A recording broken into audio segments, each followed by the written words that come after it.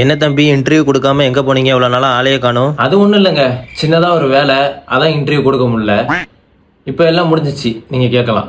சுற்றி வளைச்செல்லாம் கேட்க வரும்ல, எப்போ பல்லு தேப்ப அதை சொல்லுப்பா. நீங்கள் இந்த பல்லு தைக்கிறத விடவே மாட்டீங்க போலயே. சரி சொல்கிறேன். நாங்கள் வந்து எப்படின்னா எங்கேயாவது வெளியே போனால் மட்டும்தான் பல்லு தேய்ப்போம். ஏதாவது ஒரு வேலையாக இருக்கோ வெளியே போனால் பல்லு தேய்ப்போம். மற்றபடி வீட்டில் இருந்தோம், மேக்ஸிமம் வீட்டில் சும்மா தான் இருப்போம். அக்கேஷனலாக தாங்க பல்லு தைக்கிறதுலாம்.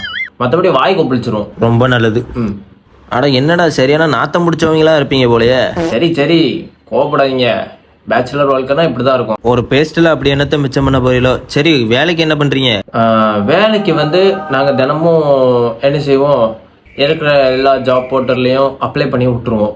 அதெல்லாம் தெளிவாக கரெக்டாக பண்ணி விட்ருவோம். கால் வந்து எப்போ தான் வரும்.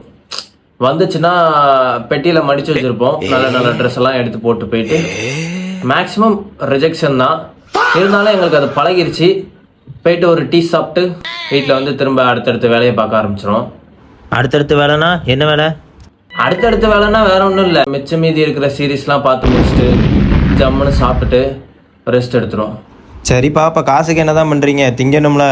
காசுக்கு நல்ல ஒரு கேள்வி. காசுக்கு என்ன பண்ணுவோம்னா அப்பப்போ இந்த பைக் டாக்ஸி ஏதாவது ஓட்டுறது. அதுலேயும் நாங்கள் வந்து பகல்லலாம் ஓட்ட மாட்டோம். பிகாஸ் சன் வந்து ரொம்ப டூ மச்சாக இருக்கும். நாங்கள் நைட் தான் ஓட்டுவோம். நைட் டைம் எங்கேயாவது போர் அடிச்சுன்னா பைக் டாக்ஸி ஓட்டிட்டு அப்படியே அங்கே எங்கேயாவது சுற்றி பார்த்துட்டு திரும்ப காலைல வந்து தூங்கிடுவோம். காசுக்கு தாங்க பண்ணுறோம். சரிப்பா, இன்டர்வியூக்கு ரொம்ப நன்றி. நன்றிங்க நன்றிங்க.